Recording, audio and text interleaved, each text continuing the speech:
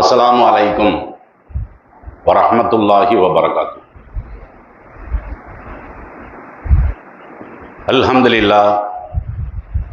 அல்ஹம்துலில்லாஹி ரப்பில் ஆலமீன். ரலீது பில்லாஹி ரப்பன் வபில் இஸ்லாமி தீனன் வபி முஹம்மதின் நபியன் வரசூலா. அன்பினிய இஸ்லாமிய சொந்தங்களே, தாய்மார்களே, சகோதர சகோதரிகளே, ஹிஜ்ரி 1447 ஆண்டு சங்கை மிகுந்த ரமலான் மாதத்தின் இரவு தொழுகையை கன்னியாகுமரி மாவட்டம் திருவிதாங்கோடு ஹத்தாதியா இறை இல்லத்தில் நிறைவேற்றியவர்களாக இறையருளால் நாமெல்லாம் இங்கே பங்கெடுத்திருக்கிறோம்.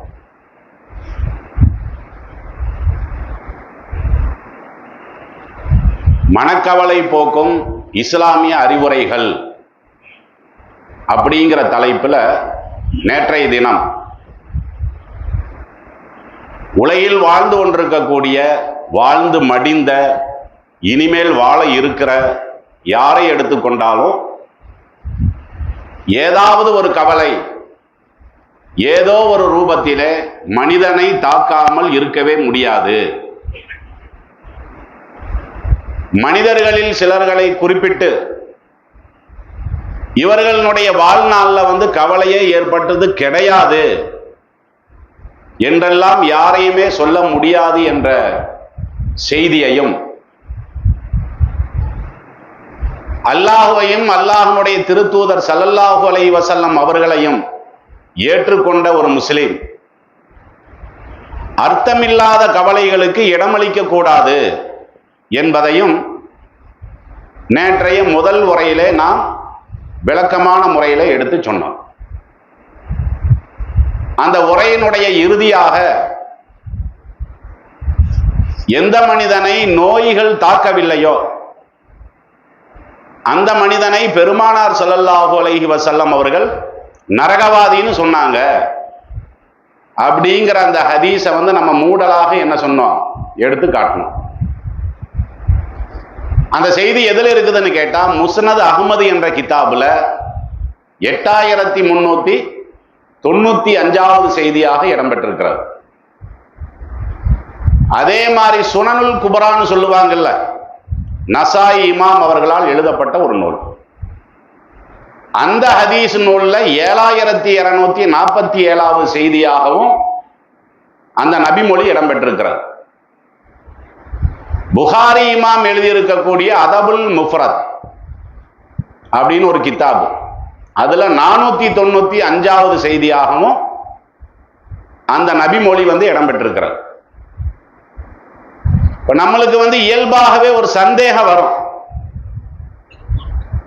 அதாவது நோயே தாக்காதவன் நரகவாதி என்று பெருமானார் ஸல்லல்லாஹு அலைஹி வஸல்லம் அவர்கள் சொன்னாங்கன்னு சொன்னா, இந்த ஹதீஸை ஒரு ஆள் படிக்கிறார்.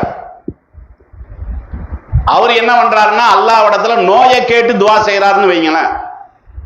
ஏன்னா ரசூலுல்லாஹ்வுடைய அந்த ஹதீஸை படிக்கும் போது நம்மளுக்கு அப்படித்தானே விளங்குது. தலைவலி ஏற்படலைன்னா, வயிற்று வலி ஏற்படலைன்னா, காய்ச்சலே வரலைன்னா அவன் நரகவாதின்னு ரசூலுல்லாஹ் சொல்லும் போது நாம சொர்க்கத்துக்கு போறதுக்கு தானே ஆசைப்படுவோம்.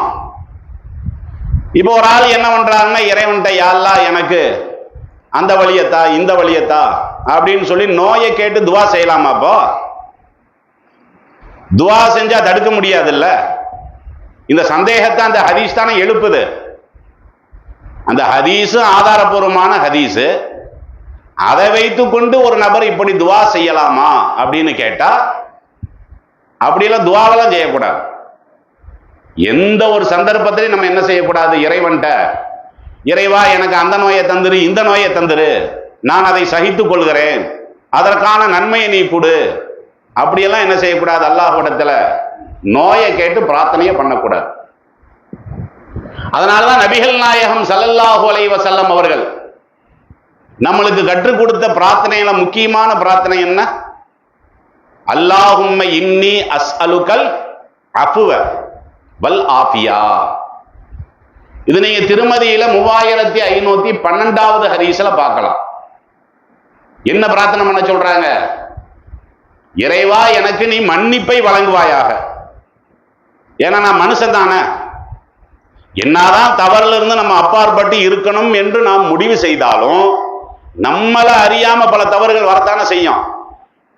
அதனால உங்ககிட்ட எனக்கு ரொம்ப அவசியமானது என்னதான், நீ என்ன மன்னிக்கணும்.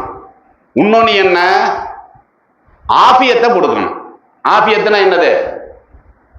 உடல் ஆரோக்கியம். அந்த உடல் ஆரோக்கியத்தை இறைவா நீ எனக்கு தருவாயாக என்று பெருமானார் ஸல்லல்லாஹு அலைஹி வஸல்லம் அவர்கள் என்ன செஞ்சிருக்கிறாங்க? இந்த நோயிலிருந்தெல்லாம் நம்மளை பாதுகாப்பு தேடதான் சொல்லி இருக்கிறாங்க. இன்னும் சொல்ல போனா வித்தியாசமான நோய்கள் எல்லாம் இருக்குல்ல, இந்த எல்லா நோயையும் குறிப்பிட்டு, ஏன்னா சில நோய்கள் இருக்கு பாத்தீங்களா வெளியே தெரியாது. அதே நேரம் இந்த தோல் நோய் எல்லாம் ஏற்பட்டுருச்சுன்னு வைங்களேன், அது பார்க்கறதுக்கு அசிங்கமா தானே இருக்கும்.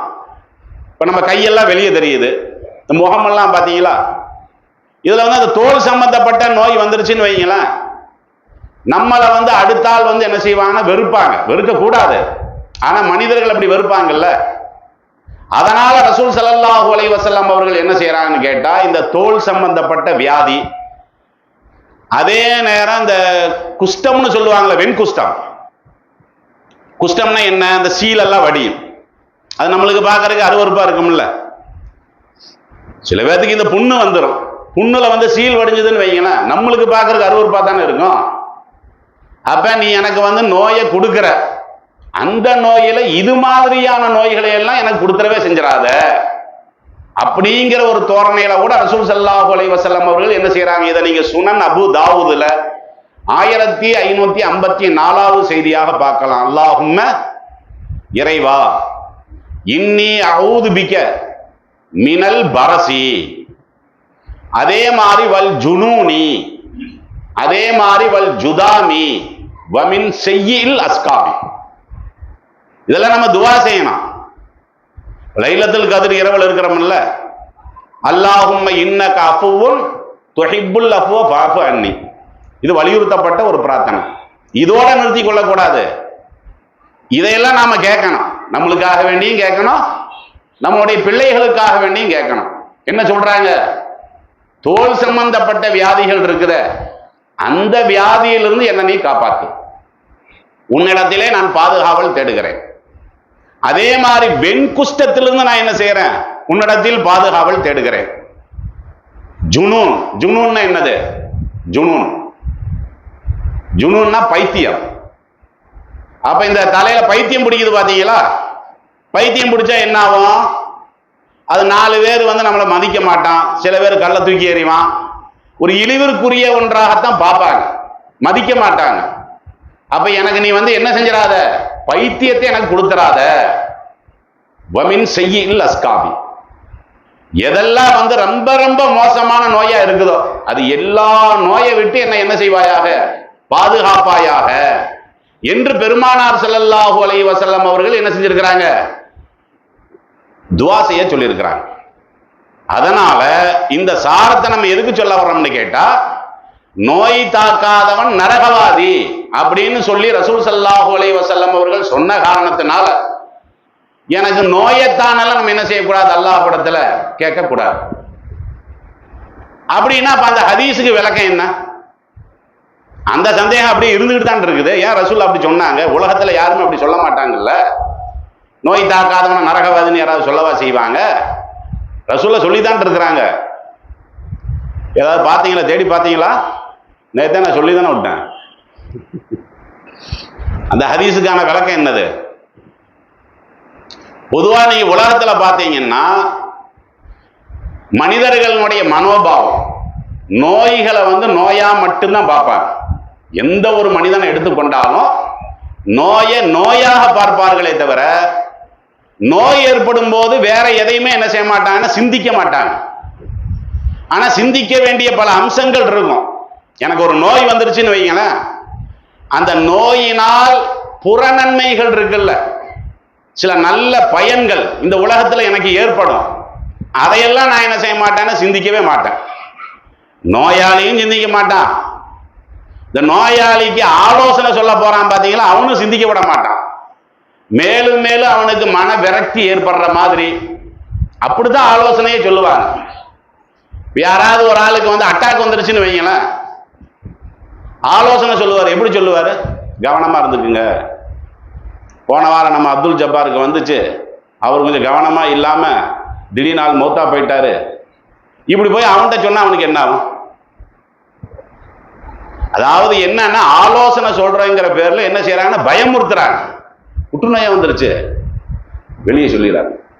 இவனே போய் சொல்லுவான், என்ன வெளியே சொல்லிடாதீங்கன்னா என்னது அது? அதாவது ஒருத்தர் விபச்சாரம் பண்றான், அதை வெளியே சொல்லாதீங்கன்னாவது அதுல ஒரு அர்த்தம் இருக்குது. இதை ஏன் வெளியே சொல்லக்கூடாதுங்கிற மக்களுடைய பார்வை. மக்களுடைய பார்வை என்னன்னு கேட்டா, சில நோய்களை வந்து ரொம்ப வந்து மோசமான நோயாகவும், சில நோய்களை வந்து வெறுக்கத்தக்க நோயாகவும் என்ன செய்யறாங்க, பல மனிதர்கள் கருதி கொண்டிருக்கிறார்கள். அதனாலதான் இந்த மாதிரியான நோய் வரும்போதெல்லாம் என்ன செய்யறாங்கன்னா மக்கள் வந்து பயமுறுத்துறாங்க. மருத்துவர்கள்லயே சில பேர் அப்படித்தான் இருக்கிறாங்க. டாக்டர்னா யாரு? மருந்து கொடுக்கறதுக்கு பேர டாக்டர்? அதை நானே கொடுப்பேன், நீங்க கொடுக்கலாம்ல. நீங்க உங்க பிள்ளைக்கு மருந்து கொடுக்கறனால நீங்க டாக்டர் ஆயிருவீங்களா? நான் உங்களுக்கு மாத்திரை வாங்கி கொடுக்கறனால நீங்க டாக்டர் ஆயிருவீங்களா? ஆக மாட்டீங்கல்ல. அப்ப டாக்டருக்கு நமக்கு என்ன வித்தியாசம்னு கேட்டா, நோயாளியினுடைய அந்த மனதை என்ன செஞ்சிடக்கூடாது, டாக்டர் பலவீனமாக்கிடக்கூடாது. அவனுக்கு வந்து எச்சரிக்கை பண்றோங்கிற பேர்ல அப்படியெல்லாம் சில டாக்டர்கள் இருக்கத்தானே செய்யறாங்க.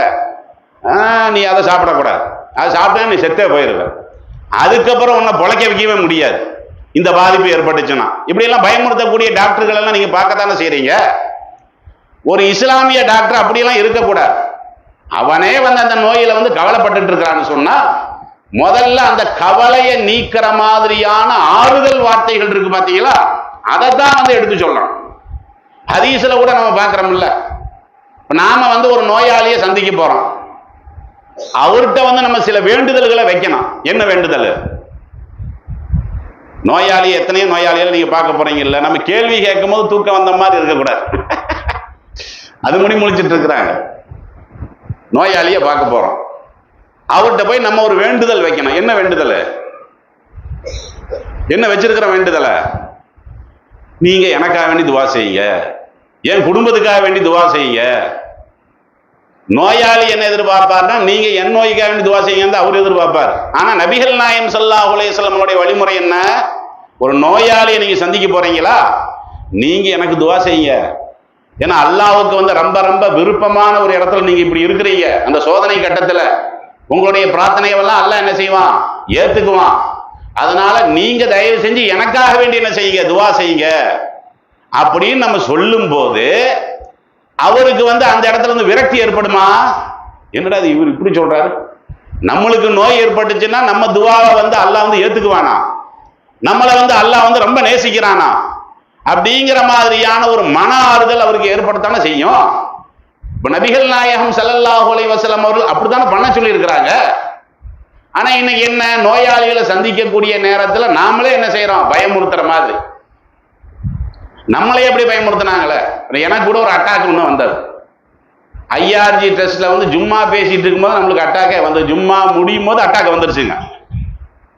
நெஞ்சு பயங்கரமா வலி, தொழுகையில கூட நிக்கல. உடனே வேற ஒரு சகோதரரை கூப்பிட்டு பக்கத்துல உள்ள மருத்துவமனைக்கு அவர் நம்மளை கூப்பிட்டு போனார். அங்க போய் நான் வந்து பெஞ்சி போட்டு தான் உட்காந்துருக்கிறேன், சும்மா தான் உட்காந்துருக்கிறேன். அப்ப அங்க இருக்கக்கூடிய 2 நர்ஸு அவங்க என்ன பேசுனாங்கன்னா, இந்த ஆள் வந்து மட்டையை போட்டான்னு போட்டுருவாங்க. அவங்க அப்படி பேசுறது நம்ம காது கேட்குது. நர்ஸு தான், நம்ம ஜன்னலுக்கு வெளியே உட்காந்துருக்கணும், அந்த உள்ள உட்காந்து பேசுறாங்க. இவர் பொழைக்க மாட்டாரு போல இருக்குது அப்படின்னா என்ன அர்த்தம்னா, இந்த ஆளை வேற பக்கம் கொண்டு போங்கிற மாதிரி. வேற பக்கம் கொண்டு போங்கன்னு சொன்னாவது பரவாயில்ல, இந்த ஆள் மண்டையை போட்டுறான் போல இருக்குதுன்னு அவங்க சொல்ற நம்ம காதுல கேட்குது. பலவீனமான உள்ளமுடையவர்களுக்கு வந்து இது எப்படி இருக்கும், அவன் நாளைக்கு மூத்தா போறான், இன்னைக்கே மூத்தா போயிருப்பான். அப்படி ஒரு சூழ்நிலை ஏற்படுமா இல்லையா? அவன் ஓரளவு உட்கார்ந்துருப்பான், என்னடா டாக்டரே சொல்லிட்டாங்க, நர்ஸே சொல்லிட்டாங்க அப்படிங்கும்போது அந்த ஏக்கமே என்ன செஞ்சிருன்னு கேட்டா அவனுடைய நோயை வந்து பெருசாக்கிடும். இப்படியான நிலையெல்லாம் நம்ம பார்க்கத்தானே செய்யறோம். அப்ப நபிகள் நாயகம் ஸல்லல்லாஹு அலைஹி வஸல்லம் அவர்கள் எந்த மாதிரி ஒரு நோயாளிகிட்ட நடக்க சொன்னாங்களோ அந்த மாதிரி தான் நம்ம என்ன செய்யணும், நடக்கணுங்கிறது தனி விஷயம். ரசூல் ஸல்லல்லாஹு அலைஹி வஸல்லம் அவர்கள் நோய் தாக்காதவர்களை ஏன் நரகவாதின்னு சொன்னாங்கன்னு சொன்னா, உலக மாந்தர்கள் அனைவருமே என்ன செய்வாங்கன்னா நோயைத்தான் பார்ப்பாங்க. ஆனால் ஒரு முஸ்லிமை பொறுத்த வரைக்கும் அந்த நோயால நம்மையும் அறியாமல் என்ன செய்யும், சில நல்ல விஷயங்கள் ஏற்படும். எத்தனையோ பேர்த்த நீங்க பார்ப்பீங்க, அவரு பள்ளிவாசலுக்கு சம்பந்தமே இல்லாத ஆளா இருப்பார். அப்படியான நபருக்கு ஒரு பெரிய நோய் வந்துருச்சுன்னு வைங்களேன், அந்த நோய் அதிகமாக அவர் என்ன பண்ணுவாருன்னா அல்லாஹ்ட்ட துஆ செய்ய ஆரம்பிப்பார். அது முடியும் அல்லாஹ்ட்ட கையேந்த மாட்டாரு. அந்த நோயினுடைய உந்துதல் அவருக்கு அதிகமாயிருச்சுன்னா, மனைவி பாதிக்கப்பட்டாங்கன்னு வைங்களேன், அவங்க என்ன பண்ணுவாங்க, அல்லாஹ்ட்ட அப்பதான் அவங்களுக்கு அல்லாஹ்வுடைய நினைப்பே வரும். அல்லாஹ்ட்ட துஆ செய்ய ஆரம்பிக்கிறாங்களா இல்லையா? அப்ப இறைவனின் பக்கம் உங்களை நெருக்குது பார்த்தீங்களா? உங்க நோய் தானே நெருக்குது. நோய் வராத வரைக்கும் உங்களுக்கு அந்த இறைவனுடைய சிந்தனை வரல. இன்னைக்கு நோய் வந்த உடனே என்ன செய்யறீங்க, திடீர்னு அதுக்காக வேண்டி நேர்ச்சை பண்றீங்க, பள்ளிவாசலுக்கு போறீங்க, அல்லாஹ்விடத்துல நீங்க பிரார்த்தனை பண்றீங்கன்னு சொன்னா, அப்ப இது மற்றவர்களுடைய பார்வையில முசீபத்தா தான் பார்ப்பான். ஒரு முஸ்லீமுடைய பார்வையில உன்னதான் இறைவனின் பக்கத்தை நெருக்கி வைக்குது இல்ல. அப்ப இந்த நோய் கூட ஒரு முஸ்லீமுடைய பார்வையில பரக்கத்தான். அல்லாஹ் கூட என்ன செய்யறான், திருமறை குர்ஆன்ல அந்த மாதிரி ஒரு வசனத்துல கூட சொல்லி காட்டுறான். எப்படி சொல்லி காட்டுறான், வைதா மஸ்ஸல் இன்சானு லுர்ருன் தஆ ரப்பஹு முனீபன் இலைஹி. மனிதனுக்கு ஒரு நோயால் ஏற்படக்கூடிய கஷ்டம் ஏற்பட்டு விட்டது என்று சொன்னால் அவன் என்ன செய்யறான், அல்லாஹ்விடத்துல ரொம்ப இறங்கி துவா கேட்கிறான். அது முடிய அவன் என்னை பத்தி யோசிக்கவே இல்லை. திடீர்னு அவருக்கு ஒரு பெரிய நோய் வந்துருச்சுன்னு வைங்களேன், என்ன பண்றான், மனமுருகி நம்மள்ட்ட துவா செய்யறான். சும்மைதா ஹவ்வலஹு நிஅமத்தும் மின்ஹு, அந்த நோயை நான் அவன்கிட்ட நீக்கிட்டேன்னு சொன்னா, நசியமாக்கான எதுவும் இலைஹி மின் கபுலு. இது 39வது அத்தியாயத்துல 8வது வசனத்துல அல்லாஹ் சொல்றான். நோயை நீக்கிட்டான்னா அவன் எப்படிப்பட்ட நிலையில இருக்கிறான்னு கேட்டா, என்னமோ அல்லாஹ்விட்ட துவா செஞ்சாயமா நடந்துட்டு இருக்கான். நோய் இருக்கிற வரைக்கும் அல்லாஹ்விட்ட துவா செய்யறான். அல்லாஹ் அந்த நோயை நீக்கிட்டான்னு வைங்களேன், அவனுக்கு அந்த இறைவனுடைய சிந்தனையே வராது. மறுபடியும் பழையபடி என்ன செய்யறான், அவன் நம்மை மறந்தவனாக சென்று விடுகிறான் என்றெல்லாம் அல்லாஹ்வே தன்னுடைய திருமறை குர்ஆன்ல என்ன செய்யறான், இப்படி சொல்லிதானே காட்டுறான். அதனால ஒரு விஷயத்தை நல்லா நீங்க புரிந்து கொள்ளணும். ஏன் மக்களுக்கு இது பயம்னா ரெண்டு காரணம் தான். நோய் வந்தா ஏன் மக்கள் பயப்படுறாங்க, ஒண்ணு என்னன்னா அந்த செலவு. திடீர்னு ஒரு பெரிய ஆபரேஷன் வந்துருச்சுன்னு வைங்களேன், நம்மள்ட்ட அதற்கான வழி வேணும் இல்ல, செலவுக்கு பயப்படுறது ஒண்ணு. இன்னொன்னு என்ன, மௌத்துக்கு பயப்படுறது ஒண்ணு. திடீர்னு நம்ம மௌத்தா போயிருவோமோ, இந்த நோயினால நம்மளுக்கு இறப்பு வந்துருமோ, அந்த மாதிரியான பயம் இருக்குல்ல. இது அர்த்தமற்ற ஒரு பயம். நோயாளி மட்டும்தான் மௌத்தா போவாங்களா? என்னமோ இந்த நோய்க்கு நோய் வந்தாவே மௌத்தா போயிருவாங்கிற மாதிரியான சிந்தனையில தான் நம்ம இருக்கிறோம். நோய்ங்கிறது மௌத்துக்குள்ள அளவு கொள்ளாது. ஆரோக்கியமானவர்கள் எல்லாம் என்ன உயிரோட இருந்துகிட்டேவா இருப்பாங்க? அப்படி ஒண்ணு இல்லைல்ல. கடுமையான நோயால் பாதிக்கப்பட்டவனும் மௌத்த தழுவு தான் போறான். ஆரோக்கியமா ஒருத்தர் இருக்கிறான்னு வைங்களேன், அவனும் மௌத்த தழுவுத்தானே போறான். அப்படித்தானே நீ உலகத்துல நடைமுறை. மரணத்துக்கே அல்லாஹ் அப்படித்தானே சொல்றான், நஹ்னு கத்தர்னா பைனக்குமுல் மௌத்த. அல்லாஹ் குர்ஆன்ல சொல்லி காட்டுறான். 56வது அத்தியாயத்தினுடைய 60வது வசனம். மரணத்தை நாமே விதியாக்கி இருக்கிறோம். வமா நஹ்னு பிமஸ்பூகீன், அதை உங்களில் எவராலும் வெல்லவே முடியாதுங்கிறான். நான் நிர்ணயம் பண்ணிட்டேன், அவ்வளவுதான். நீ இந்த தேதியில இந்த நிமிஷத்துல இந்த இடத்துல மௌத்தா போனோம்னு சொல்லி நான் என்ன பண்ணிட்டேன், தீர்மானம் பண்ணிட்டேன். அந்த தீர்மானத்தை எல்லாம் உங்களால வெல்லவே முடியாது. ஏன் அல்லாஹ் சொல்றான், உனக்கு நோய் வந்தாலும் நீ மௌத்தா தான் போவ. நோயே வராத நிலையில நீ ஆரோக்கியமானவனாக இருந்தாலும் மௌத்தா தான் போவ. அதான அல்லாஹ் சொல்றான் குர்ஆன்ல. இன்னொரு வசனத்துல சொல்றான், ஐனமா தக்கூனு யுத்ரிக்குமுல் மௌத். எங்க இருந்தாலும் சரி, நீங்க பலம் வாய்ந்த இரும்பு கோட்டையில போய் உட்கார்ந்து இருந்தாலும் சரிதான், மரணம் உங்களை தேடி வரும். எப்படிப்பட்ட வார்த்தைன்னு பாருங்க. எல்லாத்தையுமே நம்ம தேடி போவோம், ஆனா மரணத்தை பொறுத்த வரைக்கும் மரணம் மட்டும்தான் நம்மளை தேடி வருங்க. நாம காசை தேடி போவோம், சொந்தத்தை தேடி போவோம், பந்தத்தை தேடி போவோம், மரணத்தை தேடி நம்ம போக மாட்டோம். ஆனா அல்லாஹ் என்ன சொல்றான், நீ எங்க வேணாலும் இரு. நீ உலகத்துக்கு போனாலும் சரி, செவ்வாய் கிரகத்துக்கு போனாலும் சரி, எந்த இடத்துக்கு வேணாலும் நிப்போ, மரணம் உங்களை வந்தடையும்ங்கிற அல்லாஹ் அப்படிதான் நல்லா சொல்லி காட்டுறான். இன்னொரு வசனத்துல அல்லாஹ் அதை விட அழகா சொல்றான், குல்லவ் குன்தும் ஃபீ புயூதிக்கும், நீங்கள் உங்களுடைய இல்லத்திலே இருந்தாலும், லபரஸல்லதீன குதிப அலைஹிமுல் கத்லு இலா மலாஜிஹும், உங்களுக்கு நான் மரணத்தை தீர்மானித்து விட்டால் மரணமாக கூடிய இடத்தை நோக்கி நீங்க போயிருவீங்கிறாங்க. விளங்குதா உங்களுக்கு? நான் இப்ப என்ன, நாளைக்கு நாகர்கோயில் போகணும் அப்படின்னு நான் இன்னைக்கு முடிவு பண்றேன். எதுக்காக வேண்டி? நாகர்கோயில்ல எனக்கு ஒரு வேலை இருக்கும், ஒரு பொருளை வாங்க வேண்டியது இருக்கும். அதுக்காக வேண்டி நான் என்ன முடிவு பண்ணுவேன்னா, நாளைக்கு போனா நான் முடிவு பண்ணியிருப்பேன், அதுக்காக வேண்டிதான் நான் போவேன். ஆனா உண்மையில நான் அதுக்காக வேண்டி போல, நாகர்கோயில்ல தான் என்னுடைய மௌத்து வருங்கிறத எல்லாம் எழுதி வச்சிருப்பான். அது எழுதி வச்சிருக்கிற காரணத்தினால நீ நாகர்கோயில்ல போனேன்னா மௌத்தா போயிரும் நல்லா சொன்னா நம்ம போவோமா? போக மாட்டோம் இல்ல. அப்ப அல்லாஹ் என்ன பண்ணுவான்னா அதற்கான ஒரு தேவையை ஏற்படுத்துவான். சில பேர்த்த நீங்க பாக்குறீங்கல்ல, வெளிநாட்டுல இருப்பான், அதுக்கப்புறம் ஊருக்கு வர்றதுக்கு ஒரு மாசமா ரொம்ப மகிழ்ச்சியோட இருப்பான், பிளேனும் ஏறிடுவான், வந்து இங்க இறங்கவும் செஞ்சிருவான், வீட்டுக்குள்ள வர்றதுக்கு அந்த இடவழியில மௌத்தா போயிடறான். பாக்குறமா இல்லையா? காரணம் என்ன? அவன் வெளிநாட்டுக்கு போனான், ஆனா அவனுடைய மௌத்து திருவிதாங்கோட்டில் இருக்க. திருவிதாங்கோட்டில் உள்ளவனுக்கு பஹ்ரைன்ல மௌத்து நான் எழுதி வச்சிருக்கிறான்ல, இவன் பஹ்ரைனுக்கு தொழில் ரீதியா தான் போறதாக இவன் நினைப்பான். ஆனா அல்லாஹ் எதுக்கு அவன் அனுப்பி வச்சிருக்கிறான்? ஓம் மௌத் அங்க இருக்கு.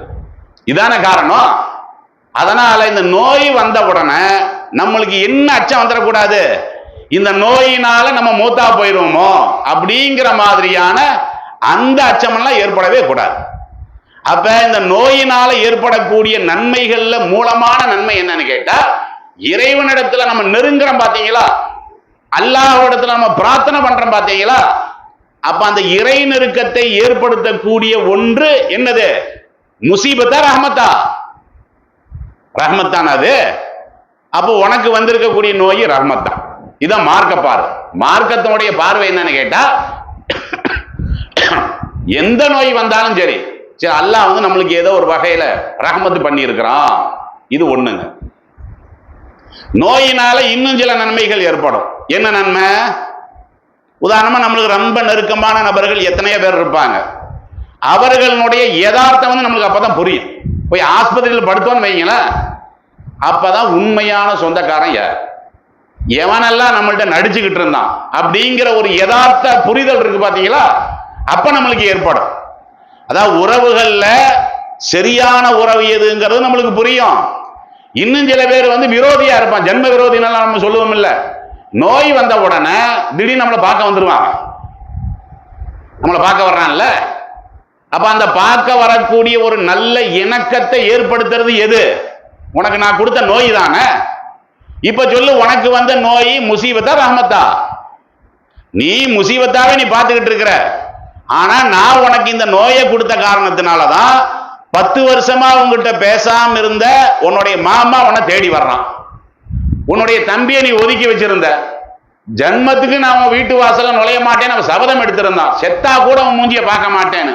நீ சாகல, நோயில தான் இருக்கிற. திடீர்னு என்ன பண்றான்? ஓடி வரத்தானே செய்யறான். அப்ப இதுல ஒரு நல்ல விளைவு தானே ஏற்படுது நோயினால, மற்றவங்களுக்கு இது ஏற்படுறது இல்லையில. அதே மாதிரி ஒருத்தன் நோயாளி ஆயிட்டான், ஆபரேஷனுக்கு காசு கேட்கறான், 1 லட்ச ரூபா கொடு, 5 லட்ச ரூபா கொடுங்கிறான். இவனுக்கு வழியா இருக்குது. அப்ப என்ன செய்வாங்க? ஒரு அறிக்கையை போடுவாங்க, இந்த நபருக்காக நீங்க உதவி செய்யுங்கன்னு. இப்ப உதாரணமா நம்ம ஹத்தாதியா ஜமாத் சார்பா அறிக்கை போட்டாங்கன்னு வைங்களேன், என்ன பண்ணுவீங்க? அதை 4 பக்கம் பரப்புவீங்க. அதை பார்க்கக்கூடிய மக்கள் என்ன செய்வாங்க? அவர்களால் இயன்ற உதவியில அனுப்பி வைப்பாங்கல்ல. அப்ப பலர்கள் அந்த தான தர்மம் செய்யக்கூடிய நிலைக்கு இழுத்துட்டு வருது இல்ல, அந்த ஒரு நல்ல காரியம் நடக்குது இல்ல, அறிவிக்கிறார் இல்ல, அறிவிக்கிறதுனால அவர் நன்மையை சம்பாதிக்கிறார். ஒரு நோயாளிக்கு உதவி செய்யுங்கன்னு ஒரு ஆள் அறிக்கிறார் பாத்தீங்களா, அறிக்கை பண்றவர் நன்மையா இல்லையா? அவர் நன்மையை சம்பாதிக்கிறார். அந்த நன்மை அவருக்கு எதனால போகுது? உனக்கு வந்திருக்கக்கூடிய அந்த நோயினால போகுது. அவருடைய அறிக்கையை கேட்டு 4 பேர் உதவி செய்யறாங்கல்ல, 100 ரூபாய் 1000 ரூபாய் லட்சக்கணக்கில் எல்லாம் கொடுக்குறாங்கல்ல, அவருக்கு கொடுக்கக்கூடிய அந்த மனசு எதனால வந்தது? உன்னுடைய நோயினால வந்தது. அப்ப உன்னுடைய நோயினால அது மாதிரியான நல்ல பல விஷயங்கள் எல்லாம் ஏற்படத்தானே செய்யுது. இதை என்னதுக்கு நீங்க முசீபத்தா பாக்குறீங்க?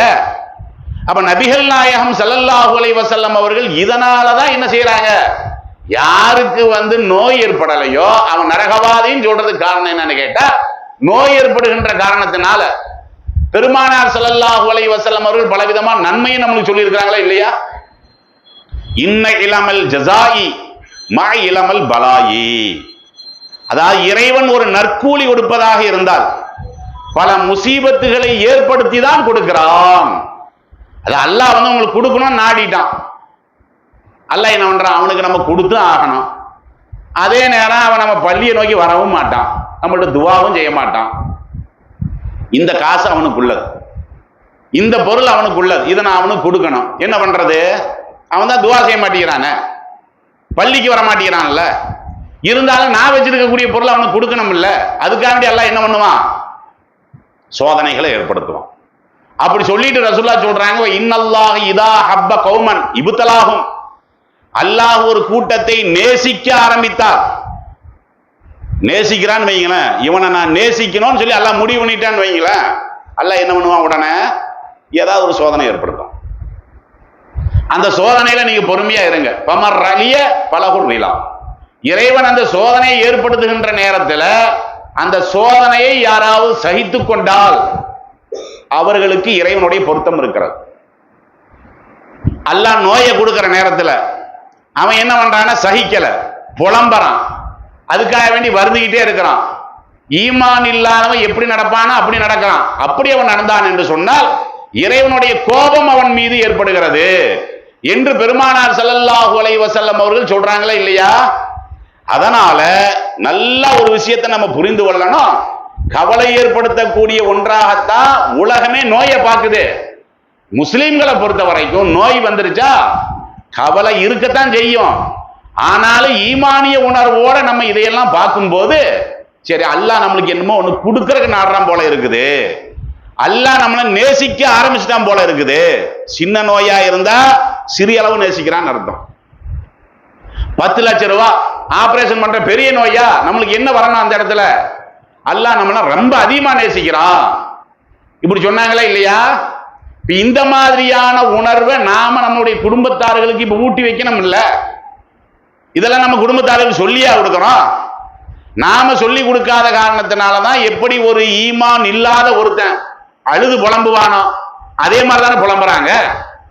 கணவருக்கு ஒரு வியாதி வந்துருச்சுன்னா அதை எப்படி ஒரு ஈமான் உள்ள ஒரு மனைவி எப்படி அதை எதிர்கொள்ளணும் அந்த மாதிரி எதிர்கொள்றாங்களா, அல்லது அதை ஒரு குறை மாதிரி பாக்குறாங்களா? அந்த நிலைமைக்கு என்ன காரணம்? இது மாதிரியான செய்திகளை நம்ம என்ன செய்யறதில்ல, அவங்களுக்கு எடுத்து சொல்றதே கிடையாது. அதே நேரம் நம்ம சஹாபாக்கள்னு சொல்றோம் பாத்தீங்களா, அவர்கள் நோயை எப்படி அணுகுனாங்க? ஆச்சரியமா இருக்கு. எப்படி அணுகுனாங்க? பெருமானார் ஸல்லல்லாஹு அலைஹி வஸல்லம் அவர்களுடைய தோழர்கள்ல ரொம்ப முக்கியமான தோழர் இப்னு மஸ்ஊத் ரலியல்லாஹு அன்ஹு அவர்கள். அவர் சொல்றாரு பாருங்க, லவ் யாலமுல் அப்து மாலஹு ஃபில் முஸீபத்தி மினல் அஜ்ரி. ஒரு மனிதனுக்கு ஏற்படக்கூடிய நோயினால் இறைவன் கொடுக்கக்கூடிய நன்மை இருக்கு பாத்தீங்களா, அதை ஒருவன் அறிந்து கொண்டால் லதமன்னா ஐயக்கூன குரிலபில் மக்காரில். அந்த முஸ்லிம் எதுக்கு ஆசைப்படுவான்னு கேட்டா, யாராவது கத்திரிக்கோலை கொண்டு என்ன வெட்டுங்க இப்படி ஆசைப்படுவானா? ஏன்? அல்லாஹ் சோதனையை கொடுக்கிறது நன்மைக்காக வேண்டிதானே, பாவங்களை அழிக்கிறதுக்காக வேண்டிதானே, நம்ம மேல பாசத்தை வெளிப்படுத்துறதுக்காக வேண்டிதானே. அப்ப ஒரு மூமின் என்ன பண்ணுவான்னு கேட்டா, எனக்கு இந்த சோதனையெல்லாம் பத்தாது, தலைவலி எல்லாம் பத்தா அப்படி எதிர்பார்ப்பானா? அதுக்கான துவா செய்யணும், அதுக்கு அர்த்தம் இல்லை. ஒரு மூமின் இந்த நோயெல்லாம் பெருசா எடுத்துக்கொள்ள மாட்டான் அப்படிங்கிறதுக்கு இதை சொல்லி காட்டுறாங்க. இதை சொன்னது யாருன்னா அப்துல்லாஹ் இப்னு மஸ்ஊத் ரலியல்லாஹு அன்ஹு அவர்கள் சொல்றாங்க. அபூதர் ரலியல்லாஹு அன்ஹு அவர்கள் சொல்றாங்க. அவங்க என்ன சொல்றாங்க? இன்னீ லா அஃப்ரஹு பில் முஸீபத்தி. வாழ்க்கையில சிரமம் கஷ்டம் இந்த நோயெல்லாம் இருக்குல்ல, அதெல்லாம் ஏற்பட்டால் எனக்கு ரொம்ப மகிழ்ச்சியா இருக்குது. இப்படி நம்ம சொல்லுமா? என்னைக்கா நம்ம இப்படி சொல்லி இருக்கிறோமா? வியாபாரத்தில் நஷ்டமாயி போச்சு, எனக்கு ரொம்ப சந்தோஷமா இருக்கு நம்ம யார்கிட்டயாவது சொல்லி இருக்கிறோமா? அப்படி வந்திருக்கிற சந்தோஷம் வந்து வரல இல்ல. சஹாபாக்களை பாத்தீங்கன்னா ரசூல் ஸல்லல்லாஹு அலைஹி வஸல்லம் அவர்கள் எந்த அளவுக்கு மன வலிமை உள்ளவர்களா மாத்தி வச்சிருக்காங்கன்னு பாருங்க. சஹாபாக்கள் பலவிதமான சிரமத்தை அனுபவிச்சாலு தானே, கஷ்டங்கள் அனுபவிச்சாலு தானே. என்னைக்காவது சஹாபாக்கள் ரசூல் ஸல்லல்லாஹு அலைஹி வஸல்லம் அவங்கள்ட்ட போய் அழுது புலம்பி அப்படி ஏதாவது சரித்திரத்தை நீங்க பார்த்திருக்கிறீங்களா? இந்த சஹாபி ஒரு 10 நாளா தூக்கம் கட்டே சுத்திட்டு இருந்தாருன்னு யாரையாவது நீங்க சஹாபாக்களை பத்தி கேள்விப்பட்டிருக்கிறீங்களா? ஹதீஸ் நூல்கள்ல எத்தனையோ சஹாபாக்களுடைய சரித்திரத்தை நீங்க படிக்கத்தானே செய்றீங்க. இந்த சஹாபி எப்ப பார்த்தாலும் புலம்பிட்டே இருப்பாரு. இந்த சஹாபி வந்து அப்படி பித்து பிடிச்ச மாதிரி ரோடெல்லாம் சுத்திக்கிட்டே கிடந்தாரு. இத்தனை சஹாபாக்கள் வந்து தற்கொலை பண்ணி மௌத்தா போனாங்க. அப்படியெல்லாம் ஏதாவது செய்தியை பார்த்திருக்கிறீங்களா? நம்ம ஊர்ல அப்படி செய்தி இருக்குமே, விரக்தியோட சுத்தறான், ரொம்ப பித்து பிடிச்ச மாதிரி சுத்தறான், அவனுக்கு இந்த நோய் வந்ததுனால அவங்க அப்பா மௌத்தா போய் தற்கொலை பண்ணிட்டான், இப்படியெல்லாம் நம்ம கேள்விப்படுறோம்ல. சஹாபாக்கள்ல எத்தனை பேர்த்தினுடைய சரித்திரத்தை நீங்க அப்படி கேள்விப்பட்டிருக்கிறீங்க? அப்படி கேள்விப்படவே முடியாது. ஏன்? அவர்கள் தான் இந்த மாதிரியான எண்ணத்துல தான் இருக்கிறாங்க. எந்த மாதிரியான எண்ணம்? சோதனை ஏற்பட்டால் எனக்கு ரொம்ப மகிழ்ச்சி, அதை விளக்குறாங்க பாருங்க. கமா எஃபரஹு அஹதுக்கும் பிர்ரஹாயி, என்னுடைய மகிழ்ச்சி எந்த மாதிரி இருக்குன்னு கேட்டா, உங்க கையில வந்து கோடி ரூபாய் வந்துருச்சுன்னு வைங்களேன், நம்மளுக்கு எவ்வளவு மகிழ்ச்சியா இருக்கும். திடீர்னு நம்மளுக்கு லட்ச ரூபாய் வந்துருச்சு, கோடி ரூபாய் வந்துருச்சு, மகிழ்ச்சியா இருக்குமா இல்லையா? நீ எதுக்கு மகிழ்ச்சி அடைகிற? கோடியை பார்த்து மகிழ்ச்சி அடைகிற, லட்சத்தை பார்த்து மகிழ்ச்சி அடைகிற. நான் எதுக்கு மகிழ்ச்சி அடைவேன்? நோய் வந்தா எனக்கு மகிழ்ச்சியா இருக்கு, நஷ்டம் வந்தா எனக்கு மகிழ்ச்சியா இருக்கு. எதுக்கு மகிழ்ச்சி? நீ என்ன வேணாலும் என்ன விமர்சனம் பண்ணிட்டு போ, எனக்கு எதனால இந்த மகிழ்ச்சி ஏற்படுதுன்னு கேட்டா, என்னுடைய இறைவன் என் அருகில் இருக்கிறான், அவன் என்ன நேசிக்க ஆரம்பிச்சுட்டான். பிரார்த்தனை எல்லாம் பண்ணணும், சந்தேகம் இல்ல. மருத்துவம் பார்க்கணும், சந்தேகம் இல்ல.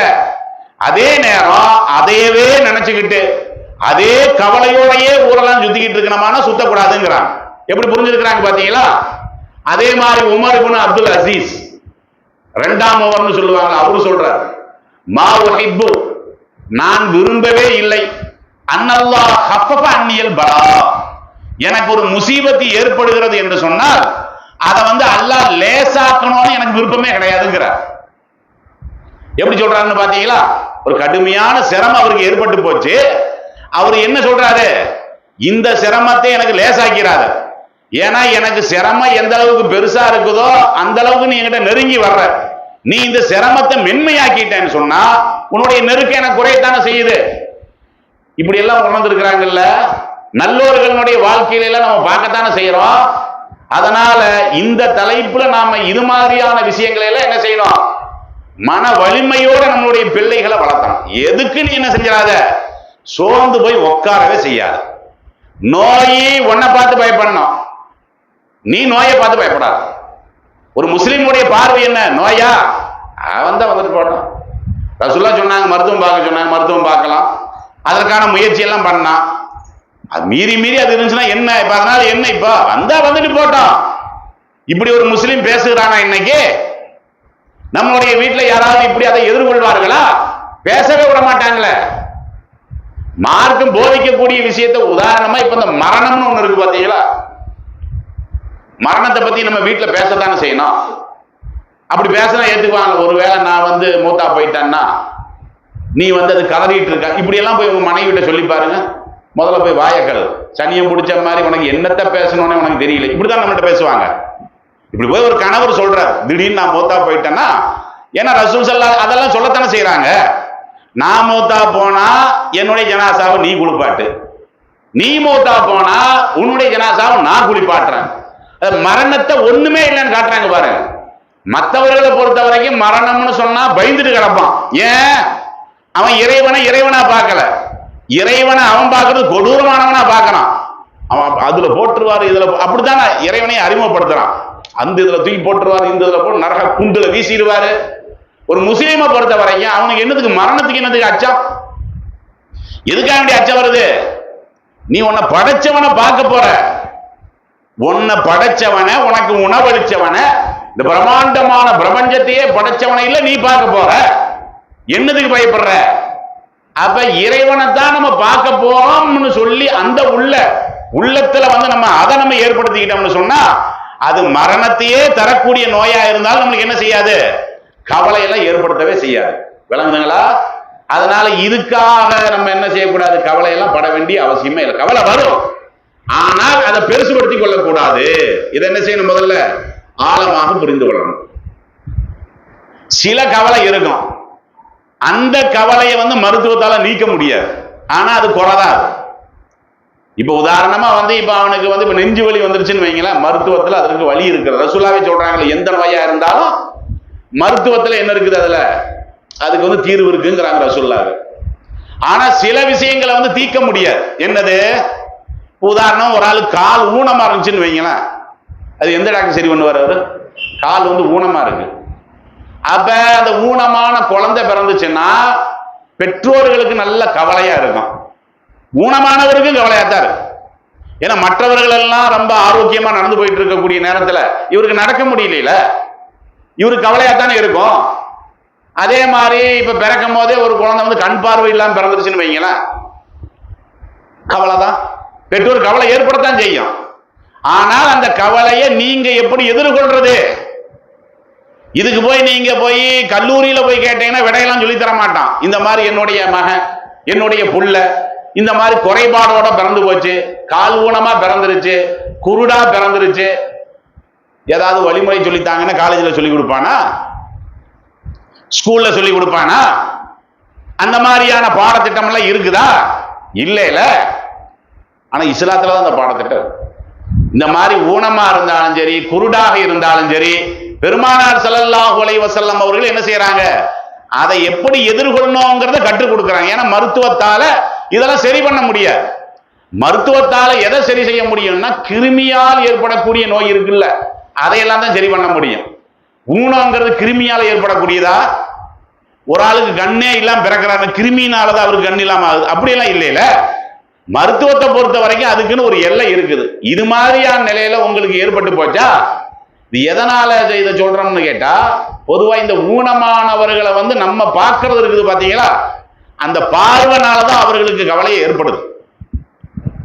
ஒதுக்கி வச்சாலும் உதாரணமா ஒருத்தனுக்கு ஊனமான ஒரு ஆள் இருக்காரு, நம்ம வேலை கொடுப்போமா? நம்ம இவ்வளவு பேசணும். ஒரு ஆளுக்கு நொண்டி வேலை கொடுப்போமா? ஒரு ஆள் குருடா இருக்கிறான்னு வைங்களேன், வேலை கொடுப்போமா? கொடுக்க மாட்டோம் இல்ல. அப்ப சமுதாயமும் அவங்கள ஒதுக்குது, பெற்றோர்களும் அந்த மாதிரி பிறக்கிறத வந்து என்ன செய்யறாங்க, கவலையாகத்தான் பார்க்கறாங்க. ஆனா மார்க்கத்தை பொறுத்த வரைக்கும் என்ன செய்யுதுன்னு கேட்டா, உங்களுக்கு ஊனம் இருக்குது, ஆனா ஊனமானவர்களை பொறுத்த வரைக்கும் அல்லாஹ் வேற வேற திறமைகளை எல்லாம் என்ன செஞ்சிருப்பான், அவங்களுக்கு கொடுத்துதான் இருப்பான். அதை முதல்ல நீ கண்டுபிடிச்சு அவனை அந்த துறையில் என்ன செய்யணும்னா அவனை மேல தூக்கி விடணும். ஒருத்தனுக்கு கண் இல்லைன்னு வைங்களேன், கண் இல்லைங்கிறனால அவனை பிச்சை எடுக்க அனுப்பக்கூடாது, கால் இல்லைங்கிறனால அவனை பிச்சை எடுக்க அனுப்பக்கூடாது. கண் இல்லாதவனுக்கு திறமை இருக்கும். உனக்கு திறமை இருக்குல்ல, கண் இல்லாதவனுக்கு திறமை இருக்கு. திறமையை நீ கண்டுபிடி, அந்த திறமையின் அடிப்படையிலேயே அவனுக்கு சிந்தனையை போட்டு, எனக்கு இந்த குறைபாடு இருந்தாலும் இந்த உலகில் என்னால் வாழ முடியும், அப்படி வாழ்ந்துகிட்டு தான் இருக்கிறாங்க. நம்மளுக்கு கையிலேயே வரைய தெரியாது, காலில் வரையறானே, வீடியோல நம்ம பார்க்கத்தானே செய்யறோம், கையிலேயே நம்மளுக்கு படம் வரைய தெரியாது, கையில்லாதவன் காலில் வரையறான்ல. அப்ப அவனுக்கு அதுல திறமை இருக்குதானே செய்யுது. அது மாதிரியான திறமைகளை வந்து ஊக்கப்படுத்தணுமா இல்லையா? எந்த அளவுக்குன்னு பாத்தீங்கன்னா, இன்னைக்கு உலகத்துல உதாரணமா வந்து இந்த பிரெய்லி அப்படின்னு சொல்லி ஒரு படிப்பு இருக்குல்ல. பிரெய்லி படிப்புன்னா என்னது? பிரெய்லி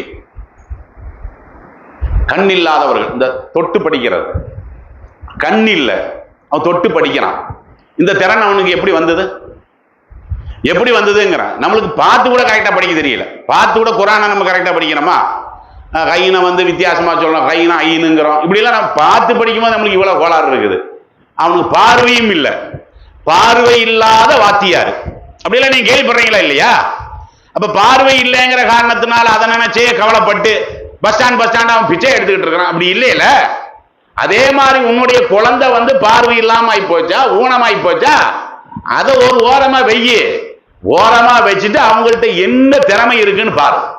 அந்த திறமைக்கு ஏற்று என்ன செய்யணும், அவங்களுக்கு நம்ம ஊக்கம் கொடுத்தோம்னு சொன்னா அவங்க அந்த துறையில சிறந்துதானே விளங்குவாங்க. இன்னும் சொல்ல போனா இந்த பிரெய்லி நான் இப்ப சொன்னல, அது ஒரு படிப்பு. இது தொட்டு, அதாவது அதை பார்த்தீங்கன்னாவே வெறும் புள்ளியா தான் இருக்கும். 5 புள்ளி 7 புள்ளி இப்படி எல்லாம் இருக்கும். புள்ளி மேலே இருந்தா அது அவனுக்கு தெரியும் அது என்ன எழுத்துங்கிறது, நம்மளுக்கு தெரியாது. அந்த புள்ளி வந்து கொஞ்சம் கோணையா இருந்துச்சுன்னா அது இந்த எழுத்து தான் அவனுக்கு தெரியும், நம்மளுக்கு தெரியாது. இப்படி ஒரு பாடத்திட்டம் இருக்கு பாத்தீங்கன்னா. இந்த திட்டத்தை கொண்டு வந்தது யாரு? அதை படிப்பை மட்டும் தான் நம்ம விளங்கி வச்சிருக்கோம் பிரெய்லின்னு. அந்த பாடத்திட்டத்தை உருவாக்குனது யாரு? பிரெய்லிங்கிறது அவன் பேரு தான். இந்த பாடத்திட்டத்தை உருவாக்கினவன் பேரு தான் பிரெய்லிங்கிறது. அவனே வந்து கண்ணில்லாதவன் தான். விளங்குதா உங்களுக்கு? உலகத்துக்கே வந்து கண்ணில்லாதவர்கள் பாடம் படிக்கலாம் அப்படின்னு ஒரு பாடத்திட்டத்தை ஏற்படுத்திட்டு எவ்வளவு சாதனை பண்ணியிருக்கான் பாருங்க. அப்போ உனக்கு கண் இல்லைன்னா நீ ஏன் வருத்தப்படுற? கண் இருக்கக்கூடியவனுக்கு இந்த சாதனை பண்ண முடியலையே, நியாயமா யாரு பண்ணணும்? கால் இல்லாதவனுக்கு கால் இருக்கிறவன் தானே உதவி செய்யணும். கண் இல்லாதவனுக்கு கண் இருக்கக்கூடியவன் தான். உங்களுக்கு கண் இல்லைனாலும் பரவாயில்ல, நீங்க இப்படி படிக்கலாம் அப்படி படிக்கலாம்னு சொல்லி கண் இல்லாதவன் தான் உருவாக்கணும், கண் இருக்கக்கூடியவன். ஆனா இந்த பாடத்திட்டத்தை உருவாக்குனதே யாருன்னு கேட்டா அந்த பிரெய்லிங்கிறவன் தான். 3 வயசுல அவனுடைய கண் பார்வை போயிருச்சான். நிறைய பேர் இருக்காங்க. ஸ்டீபன் ஹாக்கிங் கேள்விப்பட்டிருக்கிறீங்கல்ல? அவன் வந்து கடைசியில் அவனுக்கு ஒரு நரம்புல நோய் ஏற்பட்டு செயல்படவே முடியாது, எதுவுமே இயங்காது. அவனுக்கு இயங்கிறது அந்த கண் பார்வை மட்டும்தான் லேசா அப்படி இயங்கிட்டு இருந்தது. அவன் என்ன நினைக்கிறானோ அதை எப்படி அவன் சொன்னான்? அவன் நினைக்கிறத கம்ப்யூட்டர் சொல்ற மாதிரி உருவாக்கினான். அது அவன் தானே உருவாக்கினான். அதை உருவாக்கினது யாரு? அவனுக்காக வேண்டி அடுத்தால் உருவாக்கினாங்களா இல்ல அவனே உருவாக்கிட்டானா? நடக்கவே முடியாதுங்க, அவனுக்கு நடக்க முடியாது. எந்த விதமான செயல்பாடுகளும் உட்கார்ந்த இடத்துல தான் அவன் என்ன செய்வான்? அது சிறுநீர் எல்லாம் அப்படி போயிட்டே இருக்கும். சிறுநீர் போகும், கக்கூஸ் போயிட்டு இருக்கு. நம்மளுக்கு எல்லாம் அருவருப்பா இருக்குல்ல. ஆனா அருவருப்பா இருக்கக்கூடிய அவன் தான் பிளாக் ஹோலை கண்டுபிடிச்சு சொல்லியிருக்கான். நம்மளுக்கு அது என்னன்னு இன்னைக்கு கூட நிறைய பேர் தெரியாது. பிளாக் ஹோல்னு போய் கேட்டு பாருங்க, யாருக்காவது தெரியும்? இப்ப எனக்கே தெரியாது சொல்லப்பானா. அது என்ன சொல்லுவாங்க, கரும்புள்ளியா? ஆமா, அது கருந்துளை. பிளாக் பேங்க் கருந்துளைன்னு ஒண்ணு இருக்குதான். நம்ம அதுக்குள்ளேயே நம்ம போக வேண்டியது, நம்ம பாடம் இப்ப அது இல்லை. ஆனா அது விஞ்ஞானத்துல யாருமே கண்டுபிடிக்காத ஒண்ண கண்டுபிடிச்சது யாரு? செயல்பட முடியாதவன் தானே. பிக் பேங் தியரி அல்லாவே குரான்ல சொல்றான்ல, வெடிப்பின் மூலமாகத்தான் எல்லாத்தையுமே நம்ம ஏற்படுத்தணுங்கிறது குரான்ல இருக்கிறது. குரான்லயே அல்லாஹ் என்ன சொல்றான்? எல்லாத்தையுமே நம்ம ஒரு பொருளா தான் வச்சிருந்தோம், அதை நம்ம வெடிக்க வச்சோங்கிறான். காணத்தா ரத்த கண்ணில் அல்லாஹ் சொல்றான், எல்லாத்தையுமே ஒரு பொருளை ஜிப் பண்ணி வச்சிருந்தோம், அந்த ஜிப் பண்ண பொருளை தான் அல்லாஹ் வெடிக்க வச்சான். அதை வெடிச்சுதான் பூமி வந்தது, அது வெடிச்சுதான் சூரியன் வந்தது, அது வெடிச்சுதான் எல்லாமே வந்தது. இந்த பிரபஞ்சம் வந்ததுக்கு மூல காரணமே என்னதான்? ஒரே ஒரு சின்ன ஒரு அணுதான், அது வெடிச்சுதான் வந்ததுங்கிறான். குரான்ல இருக்குல்ல.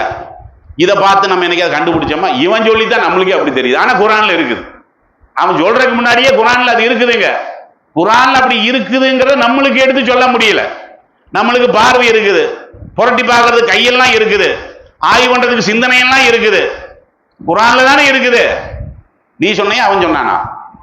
அப்ப இந்த விஷயத்துல அவனுக்கு முன்னுதாரணமா எடு. எதுல முன்னுதாரணமா எடுக்கணுமோ அதுல முன்னுதாரணமா எடுக்கணுமா இல்லையா? இப்ப நிறைய பேர்த்து நம்ம அதே மாதிரி தாஹா ஹுசைன் ஒரு ஆள். இவரு யாருன்னா 1950 இருந்து 53 வரைக்கும் எகிப்தினுடைய கல்வி அமைச்சர். யாரு? இந்த தாஹாங்கிறவர். அதாவது இந்த காற்றும் தண்ணீரும் எப்படி பொதுவாக இருக்கிறதோ எல்லா மக்களுக்கும் கிடைக்கத்தானே செய்யுது. காத்தே கிடைக்காத ஒரு மனுஷன் இருக்கானா உலகத்தில்? அப்படி இல்லையில. காத்துங்கிறது பொதுவானது, தண்ணிங்கிறது எல்லாத்துக்கும் பொதுவானதுதான். பணக்காரன் ஏழை யாருக்குமே பொதுவானது.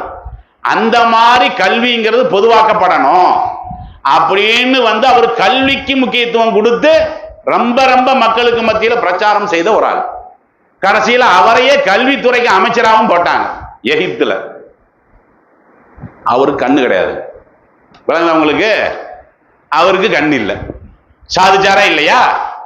அப்ப ஊனமானவர்கள், அந்த ஊனமான குழந்தை நம்மளுக்கு பிறந்துச்சுன்னு சொன்னா அவர்களுக்குன்னு ஒரு பக்குவம் வர்ற வரைக்கும் நம்ம என்ன செய்யணும்? அவர்களுடைய மனதை நம்ம தேர்ச்சி பண்ணிக்கிட்டே போனோம். உனக்கு இப்படி இருக்குது திறமை, அப்படி இருக்குது திறமை, நீ இதை பண்ணிப்பாரு அதை பண்ணிப்பாரு அப்படின்னு சொல்லணுமே தவிர அவனையே முன்னாடி உட்கார வச்சுக்கிட்டு என் மகன் இப்படி போயிட்டான் அவன் பாருங்க இப்படி புலம்பிட்டு இருந்தா மன வலிமை வருமா அவனுக்கு? நீயும் கவலைப்படுற, உன் புள்ள குட்டிகளையும் சேர்த்து கவலைக்கு உள்ளாக்கிடுற, குடும்பமே கவலைக்குள்ளால நீ மாத்திடுற. புருஷனா இருந்தாலும் சரி, பொண்டாட்டியா இருந்தாலும் சரி. எப்படிப்பட்ட அறிவுரை எல்லாம் மார்க்கம் சொல்லுது பாத்தீங்களா? அப்ப இந்த மாதிரி வந்து நீங்க இஸ்லாமிய ரீதியில நீங்க பார்க்கலாம். உதாரணமா இப்ப அப்துல்லாஹ் இப்னு உம்மு மக்தூம் இருக்கிறாங்கல்ல, நேத்து கூட நீங்க சொன்னீங்கல்ல, யாராவது ஒரு ஆளு கண்ணு தெரியாத சஹாபி தானே, அதை நினைச்சு அவர் வருந்தினாராங்கிறேன், கவலைப்பட்டாரா? சொல்ல போனா கண்ணுக்கு தான் நம்ம கவலையப்படணும். கண் இல்லைன்னா உலகமே கிடையாது இல்லைங்க. என்ன நம்மளுக்கு தெரியும்? ஒருத்தனுக்கு பிறக்கும் போதே கண் இல்லைன்னு வைங்களேன், அவனுக்கு ஒண்ணுமே தெரியாத, மனுஷன் எப்படி இருக்கானே தெரியாது இல்லைங்க. அவன் எப்படி இருக்கான்னு கூட அவனுக்கு தெரியாது. சொல்ல போனா அடுத்த ஆளை விட்டுருங்க, அவன் எப்படி இருக்கானாவது அவனுக்கு தெரியுமா? சும்மா இப்படி புடிச்சு புடிச்சு பாப்பானே தவிர அது என்னன்னு அவனுக்கு, கலர்னா என்னன்னு தெரியாது, சாப்பாடுனா என்னன்னு தெரியாது. அவன் திம்பான், என்னன்னு தொட்டு தொட்டு தான் பார்க்க முடியும் அவனுக்கு. இருக்கா இல்லையா? அது பெரிய சோதனை தானே. ஆனா நபிகள் நாயகம் ஸல்லல்லாஹு அலைஹி வஸல்லம் தோழர்கள்ல இந்த மாதிரியான தோழர்களும் இருக்கத்தானே செஞ்சாங்க. படிப்பணிய படி, உன்னுடைய கவலை பறந்து போயிடும். அப்ப இந்த அப்துல்லாஹ் இப்னு உம்மு மக்தூம் ரலியல்லாஹு அன்ஹு இருக்காங்களா, அவர் கண்ணு குருடாக இருந்தாரு, நிறைய திறமை அவர்கிட்ட இருந்தது. என்ன இப்ப உதாரணமா நம்ம குரலை வச்சு நம்மளுக்கு சில விஷயங்களை கண்டுபிடிக்க முடியாது, அவர் குரலை வச்சு கண்டுபிடிச்சார்ல. ஆளை பார்த்து கூட நீங்க அவருதானா நம்ம கேட்போம், கண்ணுல தான் பார்ப்போம். யாரு உங்க பேர் அப்துல் காதர் தானா நம்ம கேட்போம், கண்ணுல பார்த்துக்கிட்டே கேட்போம். அவர் கண்ணு கிடையாது, குரலை வச்ச இவரு தான், அவரு தான். ரசூல் ஸல்லல்லாஹு அலைஹி வஸல்லம் அவருடைய குரலை கேட்டு தானே அவர் வந்து சொன்னாரு, சலாம் அலைக்கும் சொன்னார். அபசவத்தவெல்லாம் நீங்க படிக்கிறீங்கல்ல, இவர் கடுகடுத்தார், புறக்கணித்து விட்டார், நல்லா சொல்றாங்க சூரா அபச. அது எப்படி நடந்தது?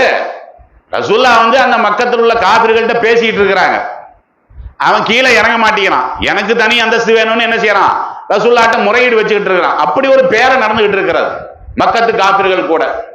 அந்த நேரத்துல இந்த கண்ணு தெரியாத சஹாபி என்ன செய்யறார், ரசூல்லாட்ட போய், அது ஏன் போறாருன்னா ரசூல்லா இருக்கிறாங்கன்னு பார்த்துட்டெல்லாம் அவர் போல, குரல், அந்த குரலை வந்து கரெக்டா, இது வந்து இறை தூதனுடைய குரல், இது அபூபக்கருடைய குரல், இது உஸ்மானுடைய குரல், அப்படியெல்லாம் கண்டுபிடிச்சு தானே வச்சிருந்தாரு. போய் சலாம் சொல்றாரு. பெருமானார் ஸல்லல்லாஹு அலைஹி வஸல்லம் அவர்கள் அதுக்கு முக்கியத்துவம் கொடுக்கலையே. ஏன் கொடுக்கல? ஏன்னா இந்த மாதிரி நபர்கள் வரக்கூடாதுன்னு தான் பேரமே பேசிக்கிட்டு இருக்கிறான். இவரு கீழ் ஜாதி, கீழ் மட்டத்தில் உள்ள ஆளு, கண்ணும் இல்ல, இந்த மாதிரியான ஆளுகள் எல்லாம் சபைக்கு வரலாமா? இப்படியான பேரம் தான் நடக்குது. அந்த நேரத்தில் போய் இவர் சலாம் சொன்னா அது என்ன மனுஷன் ஏத்துக்குவான்? ரசூல் ஸல்லல்லாஹு அலைஹி வஸல்லம் அவர்கள் கூட நியாயம் மாதிரி தெரிஞ்சுதானே அந்த சலாத்துக்கு பதில் சொல்லல. சலாத்துக்கு பதில் சொல்லணும்னு கற்றுக் கொடுத்தது யாரு? நபிகள் நாயகம் ஸல்லல்லாஹு அலைஹி வஸல்லம். அவங்களே பதில் சொல்லலையே. கண்டிச்சான்ல, நபிகள் நாயகத்தை தானே கண்டிச்சான். இவருடைய ஈமான அல்லாஹ் வந்து பாராட்டத்தானே செஞ்சான். வமா யுத்ரிக லஅல்லஹு அய்யஸக்கா, இவருடைய உள்ளம் பரிசுத்தமானது என்பது உனக்கு எப்படி தெரியும்? பரிசுத்தமான ஆள் இருந்தாலு, இரையச்சமுடைய ஆள் இருந்தாலு, அவன் பார்வையில குருட்டாளுன்னு அவன் பார்க்கிறான். நீ தான் குருடன் சொல்ல போனா, நேரு வழியில நீ குருடன், நீ சத்தியம் புரியாத குருடன், நீ குருட்டு பையன். நீ தான் கண்ணு இருக்குது, சத்தியம் உனக்கு புரியலையே, காது இருக்குது, செவிட்டு முதல் மாதிரி தான் நீ இருக்கிற, நல்ல செய்தி உன் காதுக்குள்ள போலையில, கண்ணில்லாம மதிச்சு வர்றாருல்ல, இறை தூதருங்கிறனால தானே வந்தாரு. இவரை பாராட்டி அல்ல அந்த சூறாவை இறக்கனான்ல, இவரை பாராட்டுறது நபிகள் நாயகத்தை கண்டிக்கிறது. எவ்வளவு பெரிய மதிப்பெல்லாம் கொடுத்திருக்கிறானா இல்லையா? அப்ப அப்துல்லாஹ் இப்னு உம்மு மக்தூம் அவரை பார்க்கிறோம். அம்ருங்கிற ஒரு சஹாபி. இவர் யாரு? கால் ஊனமானவர். கால் ஊனமானவர் இருந்தும் இவர் எப்ப கொலை செய்யப்படுறாருன்னு உஹது போர்ல கொலை செய்யப்படுறார். போர்க்களத்துல போய் பங்கு கொள்றாருங்க. எந்த நொண்டியவாவது வந்து நம்ம அப்படி பார்க்கிறோமா? இந்த மாதிரியான ஒரு கட்டத்தில் போர் எல்லாமே புரிவாங்க, தோல்வியிலே ஏற்படும். சொல்ல போனா அவருடைய உயிரே போயிருமில்ல. நொண்டி நொண்டி நொண்டி நொண்டி என்ன செய்யறாரு, அதையே சுட்டி காட்டுறாங்க அவர்கிட்ட. நீயே வந்து ஒரு கால் ஊனமான ஆளா இருக்கிற, என்னதுக்கு நீ இந்த நிலைமையில போறேன்? அவர் என்ன செய்யறாரு, அதை கேட்கவே இல்லை.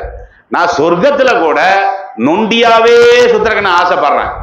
ஏன்னா இந்த போர்க்களத்துல நம்ம மூத்தா போயிட்டா சொர்க்கம் கொடுத்துருவான்ல, சொர்க்கமே கிடைச்சு போச்சு, என் காலை பார்த்து என்ன அது ஒரு பெரிய விஷயமா, இது மண்ணா போகக்கூடிய ஒண்ணுதானே அப்படின்னு சொல்லி உஹது போர்ல போய் கலந்து கொண்டு ஷஹீதானார். பாக்குறீங்களா இல்லையா? இவருடைய வரலாறு நீங்க புரட்டி பாருங்க. அழுதாரா அவரு? இதுக்காக வேண்டி அவர் கவலைப்பட்டு இருந்தாரா?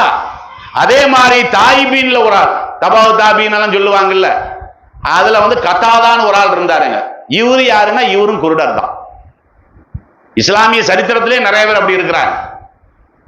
தப்சீர் இருக்கு பாத்தீங்களா, தப்சீர். உதாரணமா நீங்க பாத்தீங்கன்னா இப்ப ஜலாலைன் எல்லாம் சொல்றாங்கல்ல, இப்னு கசீர் அப்படி எல்லாம் சொல்றாங்கல்ல, அந்த தப்சீர்ல இவருடைய விளக்கம் இருக்கு. விளங்குதா உங்களுக்கு?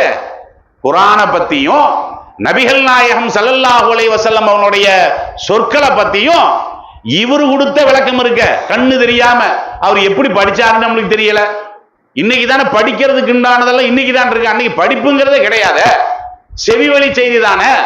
செவி வழியா கேட்டு கேட்டு இந்த குர்ஆனுடைய வசனத்துக்கு இதுதான் அர்த்தம், இந்த நபிமொழிக்கு இதுதான் அர்த்தம் அப்படின்னு அவரு சொன்ன விளக்கத்தை தபரின்னு ஒரு கிதாப் இருக்கு, குர்ஆனுடைய விரிவுரை. இந்த குருடர் சொன்ன விரிவுரை அதுல இருக்கிறது. அதே மாதிரி இப்னு கசீர் கேள்விப்பட்டிருக்கிறீங்களா பரவலா? அந்த இப்னு கசீர்ல இந்த கத்தாதா ரஹ்மத்துல்லாஹி அலைஹி இருக்கிறாங்கல்ல, இவர்கள் சொன்ன விளக்கம் இருக்கிறது. அதே மாதிரி பகவி அப்படின்னு ஒரு கிதாப், நிறைய கிதாப் இருக்குது. திருமறை குர்ஆனுக்கு விளக்குரை என்ற பெயர்ல நிறைய கிதாப் இருக்கிறது. அதுல எல்லாம் இவருடைய விளக்கத்தை எழுதி வச்சிருக்கிறாங்களா இல்லையா? பார்க்கத்தானே செய்யறோம் நம்ம.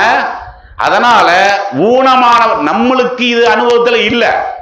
ஆனா நாளைக்கு நாம ஒரு ஆள் அப்படி சந்திச்சோன்னு வைங்களேன், நம்மளுடைய குடும்பத்துல சந்திச்சோன்னு வைங்களேன், இதெல்லாம் வந்து அவங்களுக்கு நம்ம எடுத்து சொல்லணும்.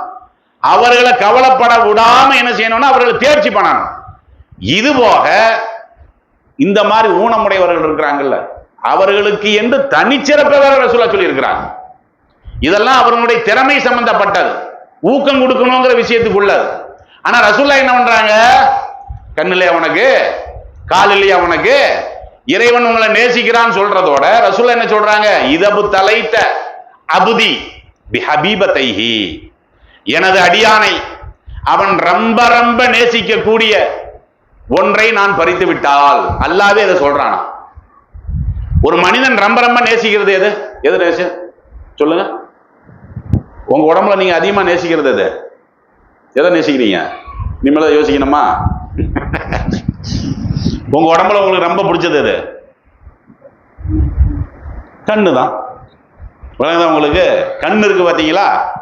அதனால கண்ணையே அல்லாஹ் அருளா சொல்றான்ல, அலம் நஜி அல்லஹு ஐனைனி, அவனுக்கு பார்க்கக்கூடிய ரெண்டு கண்ணை நான் கொடுக்கலையா, வலிசானன் பேசக்கூடிய நாவு, வஷபதைனி அந்த பேசுறதுக்கு ஒத்துழைக்குத உதடு, இதெல்லாம் நான் அவனுக்கு கொடுக்கலையா? எதுக்கு நீ கவலைப்படுற? நீ கவலைப்படுற பொருள் எல்லாம் வந்து அது சாதாரணமானது. அதெல்லாம் இல்லாம இருந்தா கூட நீ என்ன செய்வ? உன்னால வாழ முடியும், சிக்கலா இருக்காது.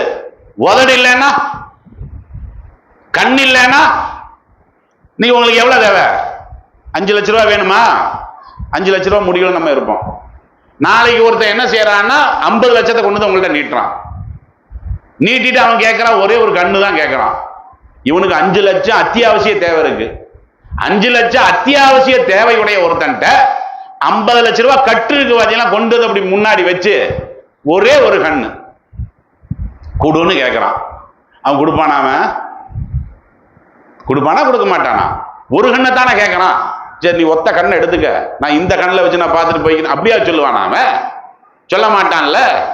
நீ தாண்டா இப்ப 5 லட்சத்தை பெருசுன்னா 50 லட்சத்தை கொடுக்குறான்ல, இதனோட கவலையை நீக்கும்.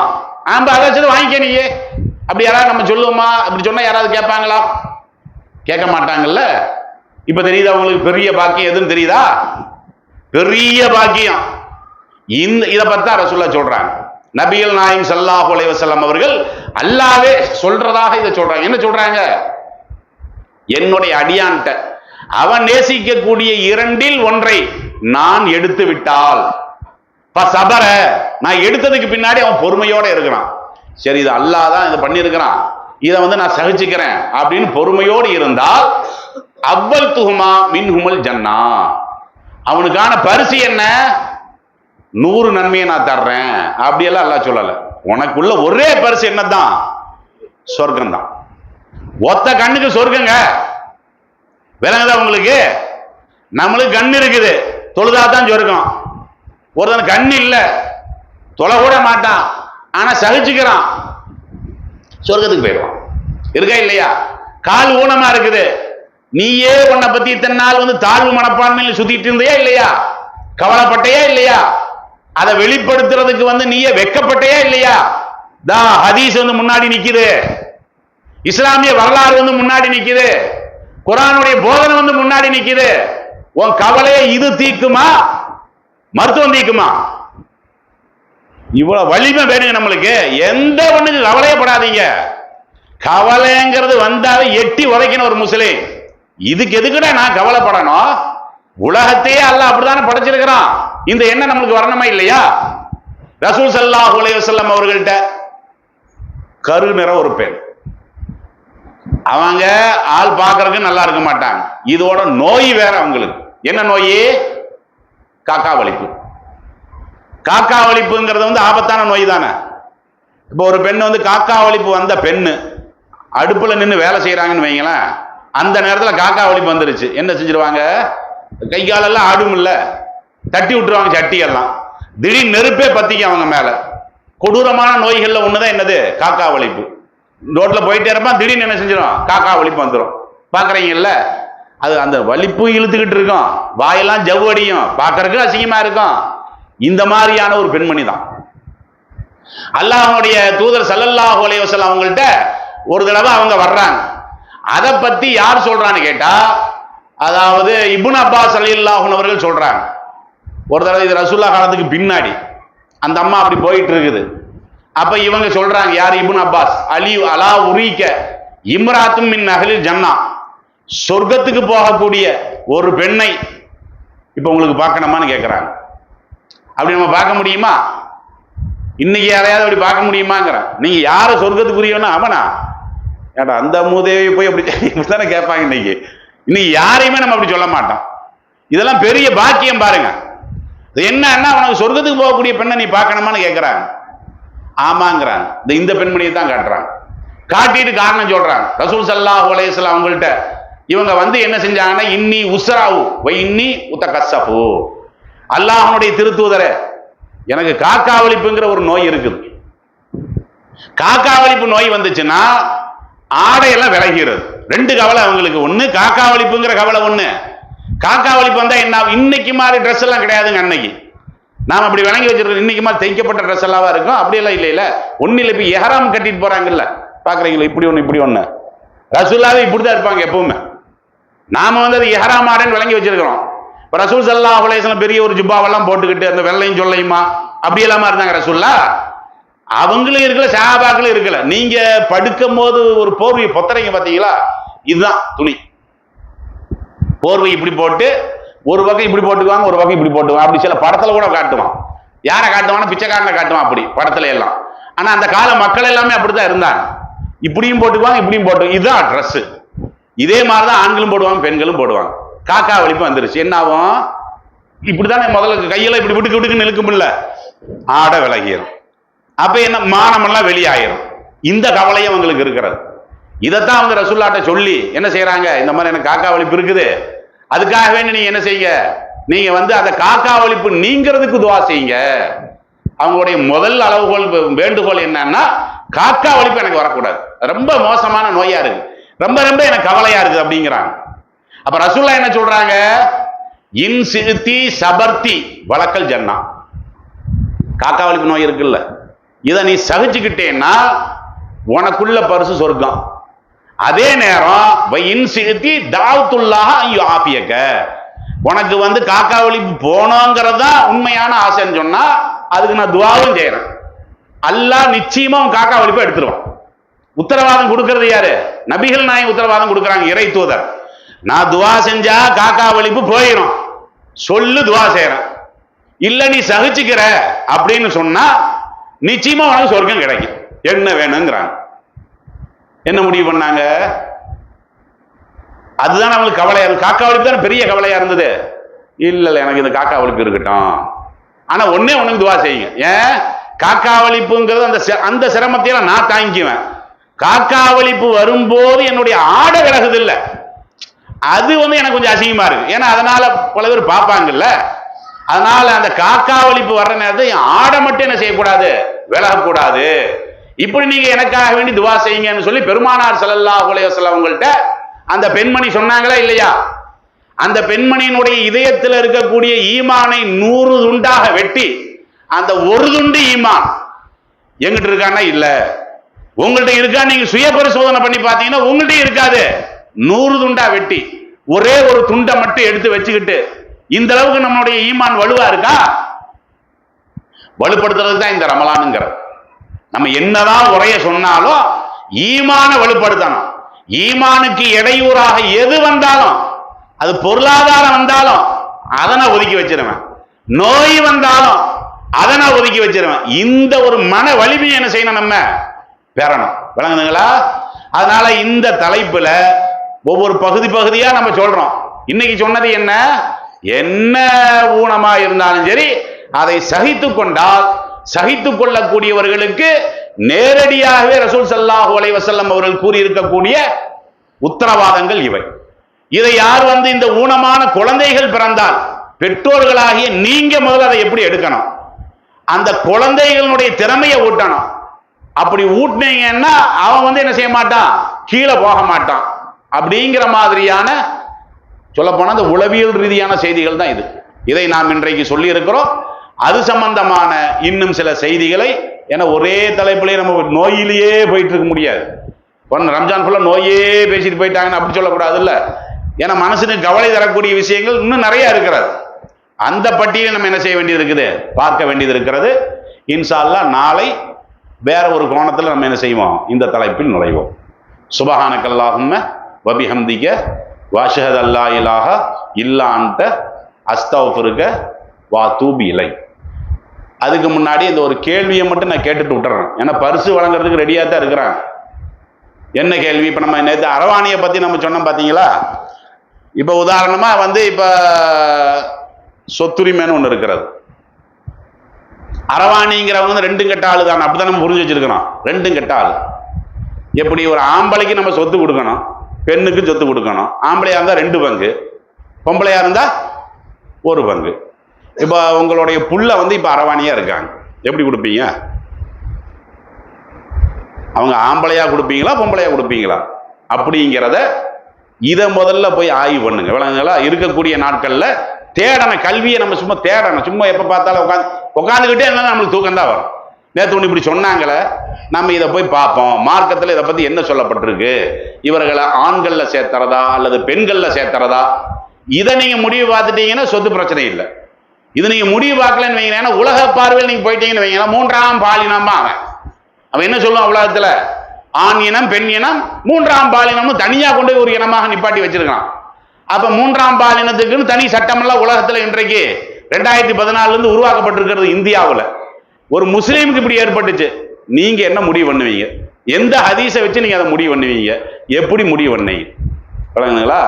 இதை நீங்க பார்த்து வைங்க. இது ஒரு கேள்வியா தான் நான் சொல்லியிருக்கிறேன். இந்த கேள்விக்கான ஊக்கப்பரிசை இன்ஷா அல்லாஹ் நம்ம லாஸ்ட் கொடுக்குறோம். சுபஹானக்கல்லாஹும்ம வபிஹம்திக வஅஷ்ஹது அல்லா இலாஹ இல்லா அன்த அஸ்தக்ஃபிருக வ அத்தூபு.